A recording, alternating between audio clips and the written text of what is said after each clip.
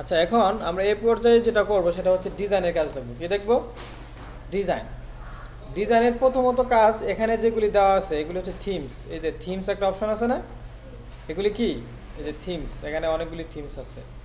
আপনি চাইলে এখান থেকে অনেক ধরনের ডিজাইন তৈরি করতে পারেন। ধরেন আমি এখান থেকে একটা এই থিমটা নিলাম, তাহলে দেখেন সবগুলিতে কীরকম একটা কালার, সুন্দর কালার করি।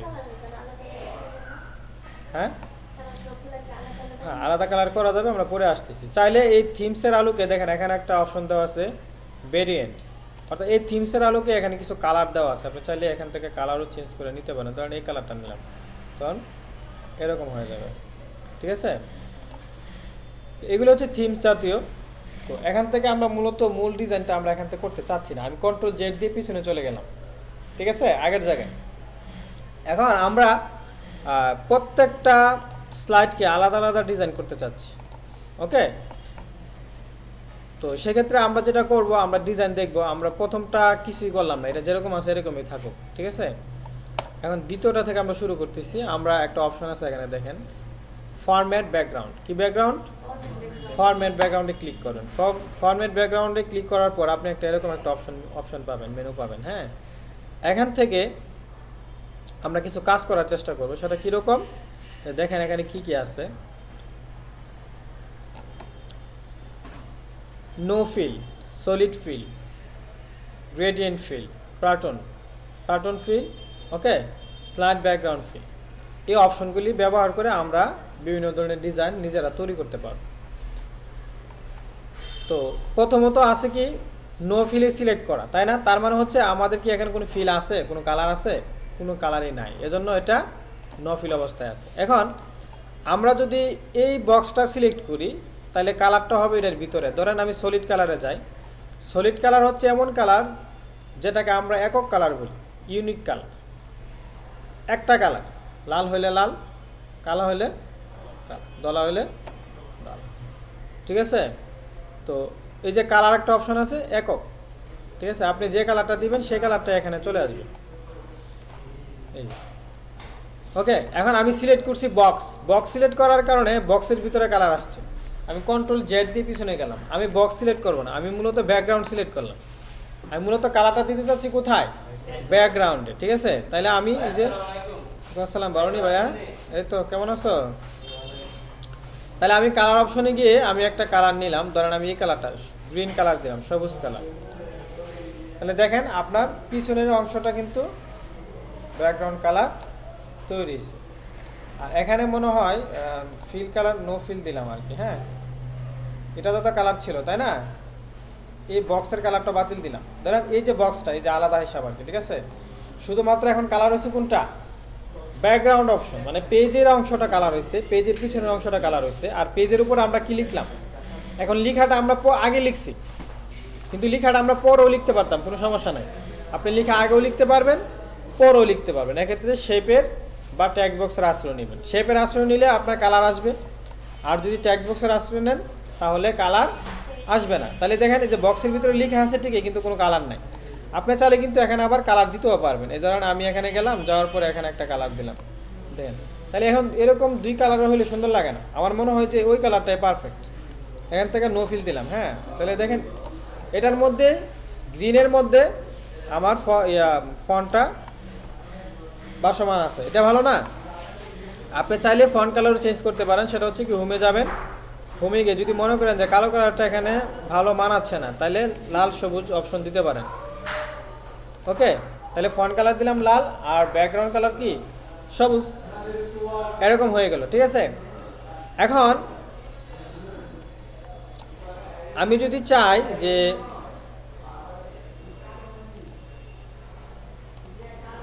আচ্ছা, আমি পরেরটা গেলাম, যাওয়ার পর এখন আসলে হলো আমি এটা করতে চাই। আমি যদি এই বক্স সিলেক্ট করি, মানে ট্যাক্সটা সিলেক্ট করে ফেলি, তাহলে ট্যাক্সের ভিতরে ফিল হবে। আমরা ট্যাক্সের ভিতরে করবো না, আমরা ব্যাকগ্রাউন্ডে করবো। তাহলে সলিড কালারের বিষয়টা তো আপনি বুঝতে পারছেন। এই যে এখানে গেলাম, এই যে সলিড কালার, সলিড একটা কালার শো করতেছে। ওকে, আর এখন যেটা আমরা দেখবো পরবর্তীতে সেটা হচ্ছে গ্রেডিয়েন্ট। কি দেখবো? গ্রেডিয়েন্ট, এই গ্রেডিয়েন্ট অপশনে গেলাম, ক্লিক করার সাথে সাথে দেখেন এরকম একটা অটোমেটিক দেওয়া ছিল, এটা এজন্য এটা আসছে আর কি। গ্রেডিয়েন্ট মানে হচ্ছে হলো দুইয়ের অধিক কালার, সরি একের অধিক কালার আর কি, সহজ কথা।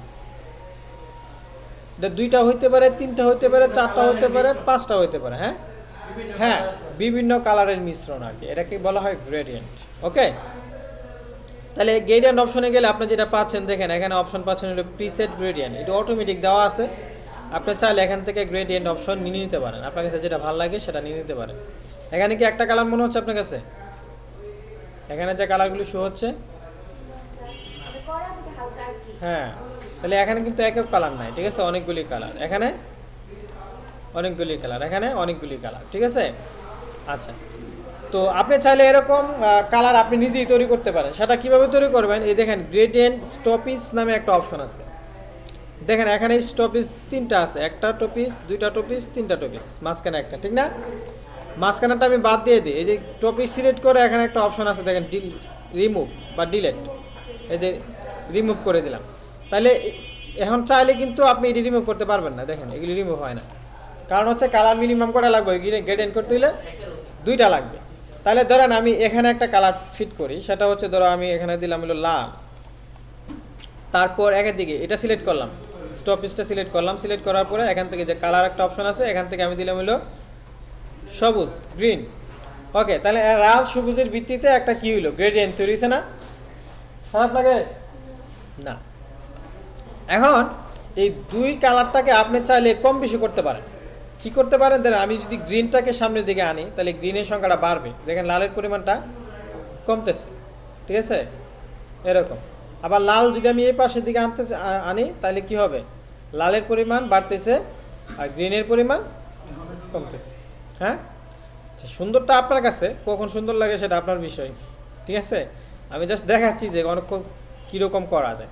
আমি আরেকটা টপিস নিতে চাচ্ছি, আরেকটা টপিস, সেটা হচ্ছে ধরেন টপিস অ্যাড করার নিয়ম হচ্ছে এটা, এই যে অ্যাড গ্রেডিয়েন্ট স্টপ, এই যে এখানে মাঝখানে একটা চলে আসলো। এখন আমি এইটা সিলেক্ট করে এখান থেকে আমি আরেকটা কালার দিই, ধরেন আমি ইয়েলো কালার দেবো, অরেঞ্জ কালার দিয়ে, হ্যাঁ অরেঞ্জ, দেখেন গ্রিন, অরেঞ্জ এবং রেড কালারের সংমিশ্রণে একটা সুন্দর ডিজাইন তৈরি, ঠিক না? আবার আপনি যখন এই যে মাঝখানে কিন্তু গ্রিন ইয়াটা আছে, কি যে বলে অরেঞ্জ কালারটা আছে, আপনি চাইলে অরেঞ্জটা যদি এইদিকে নেন তাহলে অরেঞ্জটা বাড়বে, এইদিকে নিলে লালের দিকে বাড়বে, এই লাল কমবে, অরেঞ্জটা বাড়বে। আবার এইদিকে নিলে দেখেন এই যেরকম, ঠিক আছে, অপশনটা বুঝতে পারছেন তো? এগুলি কম বেশির মধ্যেও কি করা যায়, এই দেখেন এটা আরেক ডিজাইন, কি বলেন, সুন্দর না? আচ্ছা, আপনি আপনার মতো করে অনেক সুন্দর সুন্দর ডিজাইন এখান থেকে তৈরি করতে পারবেন, গ্রেডিয়েন্ট কালার তৈরি করতে পারবেন। হ্যাঁ, আমি এটাকে এরকম একটা কালারই রাখা দিলাম আর কি, ঠিক আছে। চাইলে আপনি এখান থেকে আরও অ্যাড করতে পারবেন, এই যে দেখেন যত ক্লিক করবেন ততই অ্যাড হবে, আর যত ক্লিক রিমুভে দিবেন রিমুভ হবে। ওকে, তাহলে অ্যাড করে প্রত্যেকটাতে সিলেক্ট করে করে কালার অ্যাপ্লাই করে আপনি সুন্দর সুন্দর ডিজাইন তৈরি করতে পারবেন। ওকে, আচ্ছা, তাহলে অরিজিনালি এক সুন্দর মানে পাওয়ার পয়েন্টের মূল ডিজাইনটা মূলত গ্রেডিয়েন্ট দিয়ে হয়, ঠিক আছে, অনেক সুন্দর সুন্দর আপনি ডিজাইন। হ্যাঁ, পিকচার তো রাখতে পারবেন, পিকচার তো রাখতে পারবেন, সমস্যা নেই, কিন্তু পিকচারের মধ্যে তো আর এই কাজটা হবে না, পিকচারটা আপনি ফিট করতে পারবেন, সমস্যা নাই। আপনি তো চাইলে যে পিকচার নিজেই তৈরি করতে পারেন, নিজে বলতে এই যে আপনি যে কালার দিয়ে একটা সুন্দর ডিজাইন তৈরি করলেন, এটাকে তো আপনি পিকচার আকারে ব্যবহার করতে পারবেন। পাওয়ার পয়েন্ট হচ্ছে এমন একটা জিনিস যেটাতে যে আপনি ডিজাইনটা তৈরি করলেন, এটা আপনি চাইলে যে প্রেজেন্টেশনটা তৈরি করলেন, আপনি চাইলে এটা পিকচার বানাতে পারবেন, চাইলে পিডিএফ ফাইল বানাতে পারবেন, চাইলে এটা ভিডিও করতে পারবেন। আমরা মাঝে মধ্যে ইউটিউবে আমরা এগুলি ব্যবহার করি পাওয়ার পয়েন্ট, ঠিক আছে। তাহলে আপনি চাইলে এটা অনেকভাবেই করতে পারেন, আপনি চাইলে নর্মাল ফরম্যাটও সেভ করে রাখতে পারেন, যেটা আমরা করি নর্মালি, ঠিক আছে। ওকে, তারপরে আমি পরবর্তী স্লাইডে চলে গেলাম। তারপরে একটা অপশন দেখেন, picture and textures field, picture and textures. Okay, picture আর টেক্সচার্স, এখানে দুইটা অপশন আছে। আমি প্রথমে টেক্সচার্স দেখাচ্ছি। টেক্সচার্স হচ্ছে এরকম, যে নিচের দিকে একটা অপশন আছে দেখেন, এই যে টেক্সচার্স, এখানে অটোমেটিক টেক্সচার্স কিছু দেওয়া আছে, এই যে টেক্সচার্স। ওকে, এই যে আপনি এই যে ব্যাকগ্রাউন্ডে এরকম একটা টেক্সচার্স ব্যবহার করতে পারেন, আপনি চাইলে এরকম ব্যাকগ্রাউন্ড ইউজ করতে পারেন, আপনি চাইলে এরকম করতে পারেন। এক্ষেত্রে আপনার ফন্ট কালারটা কি করতে হবে, চেঞ্জ করতে হবে, তাহলে দুইটা সুন্দর দেখাবে আর কি। কোনটা সাদা দিলে মনে ভালো হয় না? ওকে, আমি সাদা দিলাম। হ্যাঁ, এই যে ঠিক আছে।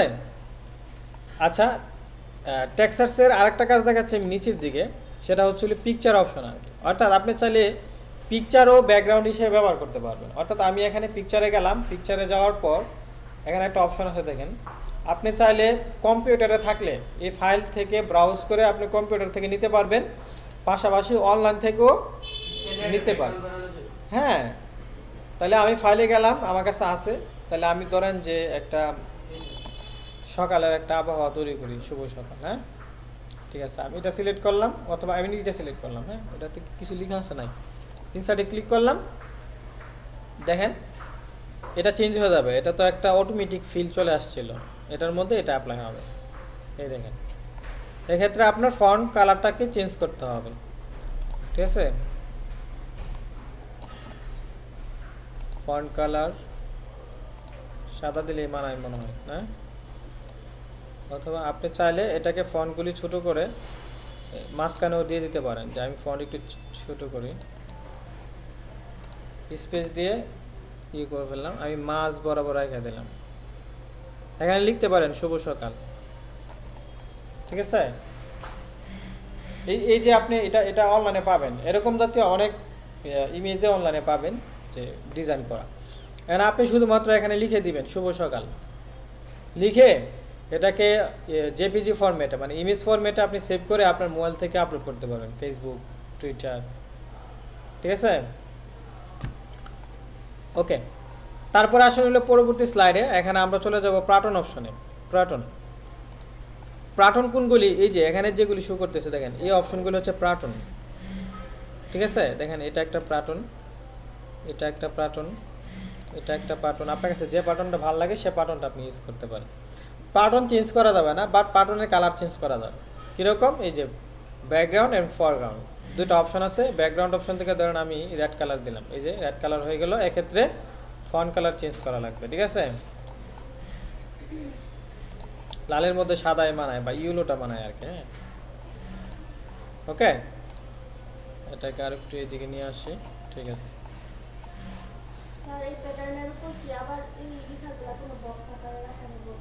বক্স আকারে তো আছে। হ্যাঁ, শেপ বা বক্স আকারে আছে, আপনি চাইলে আরও করতে পারবেন। এই যে এখানে আমি আপনাকে দেখাইতে আপনি, এই যে আপনি যদি শেপ আঁকেন হবে, এটা লিখতে পারতেন। এটা তো ব্যাকগ্রাউন্ড অপশনে, এটার মধ্যে কাজ করতে পারবেন, আপনি এটার মধ্যেই কাজ করবেন। আপনি একটা জিনিস প্রেজেন্টেশন করবেন, এটা যদি সুন্দর না হয় তাহলে কি হবে? আপনার কাজ করেন,